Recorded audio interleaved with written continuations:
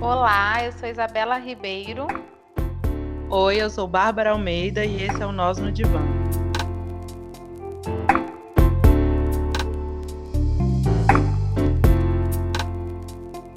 No episódio de hoje, a gente vai conversar com a Letícia Almeida, graduanda em Biologia na PUC Minas.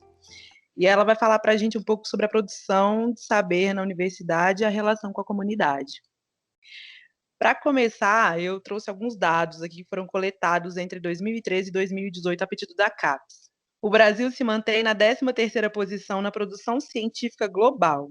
Áreas de mais impacto são agricultura, medicina e saúde, física e ciência espacial, psiquiatria e odontologia, entre outras. Mais de 95% das publicações referem-se a universidades públicas federais e estaduais. Houve aumento da produção científica em colaboração com a indústria nesse período. Esses estudos sustentam a possibilidade de queda da produção científica com a retirada de verbas destinadas a bolsas e projetos de pesquisa.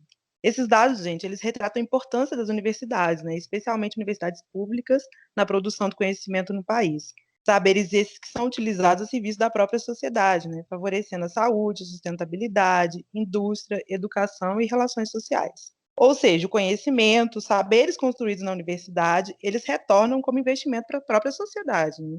Não são ou não deveriam ser restritos à academia, mas ao contrário, de domínio de todos. Acho que por isso também a importância da pluralidade de pessoas ocupando espaços de produção de conhecimento, né?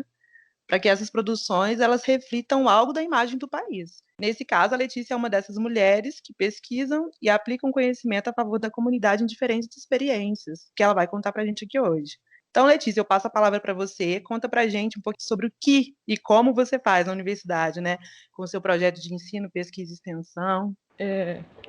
Então, tem esse aí que você falou, né, que é o PET, que é Programa de Educação Tutorial. E o nosso objetivo é abranger exatamente o que você falou, né, a pesquisa, o ensino e a extensão. E nisso a gente tem diversos tipos de trabalhos, tanto que fica só entre a gente, entre a pesquisa e trabalhos também que a gente procura escolas públicas ou outras formas de divulgar mesmo a ciência. E também tem a minha experiência que foi no Museu da PUC, Museu de Ciências Naturais da PUC, aqui em BH, que eu entrei lá quando eu estava no segundo período. A gente trabalhava lá como a gente nos chama de Minions, porque o nosso uniforme era amarelo e era aquele tipo de funcionário que sempre está no museu mesmo, no andar e esperando alguém perguntar alguma coisa ou instruindo escolas e tal. Era muito, foi muito legal para mim, foi muito diferente você estar interagindo com crianças de diferentes faixas etárias, vindo de diferentes escolas, diferentes interesses, tá no museu, sabe? Tá inserido num contexto de um ensino onde a pessoa está vendo tudo ali, vendo as coisas em escala real. E as crianças, quando vê dinossauro lá, porque ela é cheia de dinossauro, as crianças, quando vê dinossauro, piram. E foi muito interessante todo esse trabalho lá. Como que era, Letícia, esse museu? Essas visitas, elas eram agendadas pelas escolas ou era aberto? Como que era? O que que tinha nesse museu? A gente trabalhava tanto com as escolas marcando. Então, primeiro a escola ligava lá, né, falava que queria levar a escola, aí o professor tinha que ir primeiro para a gente passar, inclusive o museu para os professores, porque acontecia também, das vezes, os professores estarem falando sobre um assunto que tem no andar do museu. Aí eles falavam, então a gente queria que focasse mais nessa área, ou focasse nessa, que está mais contextualizado com o que a gente está estudando agora. Então eles iam antes, e depois a gente tinha um cronograma das escolas, isso nos dias de semana, acontecia sábado também, domingo não abria. Nos dias de semana, as pessoas visitantes normais podiam entrar, ou você, como escola, poderia marcar para a turma, independente da idade também. A gente recebia turma de maternal, as crianças nem sabiam falar, até terceiro ano e tal. A gente pegava todos esses tipos. E, Letícia, tinha uma interação, assim, essas crianças e jovens, eles se interessavam pelo museu, perguntas, você via que estavam ali também querendo saber? Eu acho que quando crianças, o interesse era maior, assim, de uns 15 para baixo, assim, né, um pré-adolescente ali, o interesse acabava sendo maior. Criança pequenininha mesmo, 3 até uns 6 anos, né? Saía correndo, não acreditava no que estava vendo, né?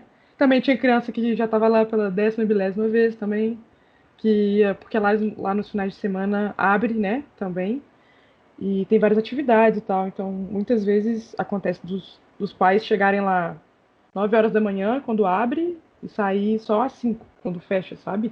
Ficava lá e tinha lanchonete e tudo, ficava o dia inteiro. E eu acho que meu maior desafio lá foi esse de 15 para cima, porque começava a ser umas pessoas que eram mais altas do que eu, aí eu me sentia um pouco ameaçada. Mas até que mais pra frente, assim, depois de um bom tempo que eu já tava lá, no final até, eu tava animando mais, sabe? Pegar as pessoas mais velhas. E era interessante também passar o museu para as pessoas mais velhas, porque eu podia explicar melhor, eu podia aprofundar melhor, né? Eu podia fazer uma brincadeira, uma piadinha que eles iam entender e tal. Mas geralmente as crianças são as que mais ficam malucas quando veem as peças e querem encostar e querem saber também. Muito acontecia deles ficarem. Às vezes ficava tão excitado que não conseguia parar, sabe? Ficar quietinho um pouquinho de tão. Né? Tem uma baleia aqui em cima de mim, o que eu faço? Entendeu? E aí, você te perguntar também como é lá, né? Lá são 3 andares. No andar de baixo, no primeiro andar, a gente tem a Era dos Dinossauros mesmo. Aí depois a gente vai para a Era do Gelo. E no terceiro andar são os animais que são atuais. E também todos esses animais da América do Sul também. Então era bem contextualizado para nossa área, sabe? Para nossa região, né? Às vezes as crianças iam esperando um T-Rex, só que não teve T-Rex no Brasil, não teve T-Rex na América do Sul e tal. Mas era, inclusive, bem legal mostrar que existem outros dinossauros e dinossauros que são nossos, sabe? Dinossauros que a gente descobriu, dinossauros que viveram onde provavelmente aquele museu tava, sabe? Isso é muito legal também. Esse estágio, ele tinha uma relação, então, com a universidade, com o seu curso, com professores. Era uma ponte, é isso? Sim, quando você entra no segundo período, você já pode tentar se aplicar, né, para entrar lá. E aí é entrevista mesmo. Aí a gente tinha um coordenador dentro do museu, sabe? Não tinha um coordenador junto com as aulas. Era específico ali, como se fosse um emprego separado, sabe? Claro que os conhecimentos que você aprende nas suas aulas, você consegue aplicar muito em tudo que está ali dentro, sabe? Até porque você tem professores que construíram o que está dentro daquele museu te dando aula, sabe? Então, tem essa conexão com a sala de aula, porém era meio que independente. Inclusive, tinham muitos monitores, né, que eram da psicologia. E a psicologia também tinha um trabalho direto com o museu. E eu achava isso muito interessante também, porque eram pessoas que não tinham contato nenhum com a ciência, né, a ciência da natureza. E eles sempre se candidatavam, era geralmente tipo, mais de 10 estagiários só da psicologia. Isso era muito legal também, ter essa troca. Pergunto porque acho que isso é importante, né? Um dado importante, que é a produção do conhecimento, né? Do conhecimento científico a serviço da comunidade, né? Você falou também sobre um projeto de ensino, pesquisa e extensão que não foi no museu, né? Eu queria que você Sim. falasse um pouquinho o que é isso, né? Essas divisões, ensino, pesquisa e extensão, como é que isso se dá? Tá. Logo depois de um ano que eu fiquei no museu, eu tava querendo mudar, né? Fazer outra coisa. E aí eu me inscrevi no PET para fazer entrevista, prova e tal, que o processo seletivo já era mais complicado. Eu entrei lá, vai fazer 2 anos, no começo do próximo ano agora. E lá nós somos 12, nós somos 12 alunos da biologia, nesse caso, no nosso grupo. E temos um tutor, que é um professor da graduação. A nossa ideia é nos juntar como grupo e realizar, né, pesquisas, ensino e extensão. E existem pesquisas internas, ou seja, a gente divide o grupo em 2. E aí são 6 para cada lado, os 6 desenvolvem uma pesquisa junto. E também tem o que cada um faz sozinho. Então, eu estou no PET, mas eu estou num laboratório de genética. Entendeu? Então, você podia estar no PET e estar ingressado em outro laboratório. Que rolava essa coisa de você estar em outro plano e trazer para dentro do grupo uma outra perspectiva. A gente tem, né, as oficinas de ensino, que contam tanto para dentro do curso, em engrandecer o curso, tanto para fora. Então, a gente disponibiliza a nossa sala para monitoria, por exemplo, ou está acontecendo essa semana um curso de programação para fazer pesquisa, que a gente disponibilizou para o curso também, da biologia. Também a gente tem, mais para o ensino e extensão, por exemplo, uma atividade que chama Biólogo por um Dia, que a gente ia nas escolas públicas, a nossa prioridade sempre foi a escola pública, chamava, né, os alunos para terem uma experiência no laboratório que a gente tem aula todos os dias. Então a gente chamava, geralmente ensino médio, e geralmente era no sábado, a gente levava eles, e eles também ficavam doidos de ver as peças, né? A gente colocava as peças reais, as peças que nós, biólogos que estamos formando, estamos trabalhando, né? E a gente dava aulas para eles lá. Tem a questão da PAC também, que aqui em Minas, né, é um sistema carcerário que tem aqui. E a gente ia para lá também dar aulas para os presidiários. Isso também era muito interessante, era uma troca muito legal. E eles sempre falaram também que gostavam muito do trabalho. Então, meio que o PET permite você passar um pouco em cada lugar, sabe? Você pesquisar um pouco, você tentar melhorar o seu próprio curso, você tentar chamar a pessoa fora da universidade para conhecer o curso e para conhecer um laboratório, né? Que muitas vezes as escolas nem laboratório têm, e meio que conhecer uma outra perspectiva da universidade e do conhecimento. Achei muito interessante isso tudo que você disse, Letícia, e fiquei pensando na importância desse museu e o dia lá do biólogo, né, para essas crianças, porque aí coloca uma outra forma de aprendizagem, de ensino. A gente teve um episódio que a gente gravou com um professor do ensino fundamental e médio, onde ele falou exatamente isso, né? E de como que com a pandemia isso está impossibilitado, está inviável por conta de tudo que está acontecendo. E acho que uma outra coisa também muito legal é dessa aproximação do saber científico com a comunidade, porque às vezes parece que fica tão distante. Eu e Bárbara, nós estudamos na UF em Rio das Ostras, que é uma cidade do interior do estado do Rio, e quando a gente chegou lá, a universidade era relativamente nova, nem tão nova assim na cidade, mas muita gente não conhecia a universidade na cidade. E era muito curioso porque a gente tinha uma universidade pública numa cidade onde os moradores da cidade não estudavam ali. As pessoas de fora eram sempre pessoas de outras cidades, de outros estados, como era o nosso caso. Como que às vezes parece que é distante essa produção de saber da comunidade. Às vezes as pessoas moram perto, passam em frente, estão ali, mas não sabem da existência daquele lugar. Que importante é esse trabalho dessa aproximação e começar com essas crianças, né? Achei interessante isso também que você disse, que as crianças mais novas pareciam mais animadas. Quando é que a gente perde esse interesse pelo conhecimento, por isso que é novo? Que a criança parece que às vezes se entrega um pouco mais, né? Acho que esses adolescentes aí já começavam a pensar muito. Não sei, fiquei aqui pensando como que era a questão da rede social, se tinha isso, né? De estar no museu e de tirar foto, de postar para poder aparecer nas redes sociais.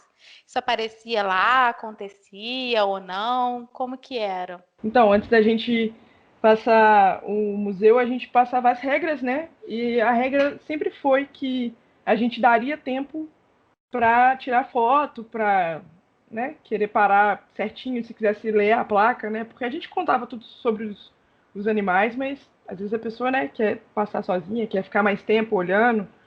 Então a gente falava, olha, a gente vai passar o andar todo e a gente vai dar um tempo para vocês tirarem foto, uns 5, 10 minutos. Aí tinha essa parte.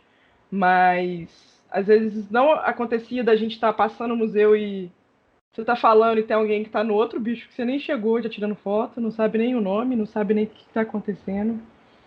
Já aconteceu de eu passar o primeiro andar, chegar no segundo e a professora virar para mim e falar assim: ah, a gente pode só tirar foto?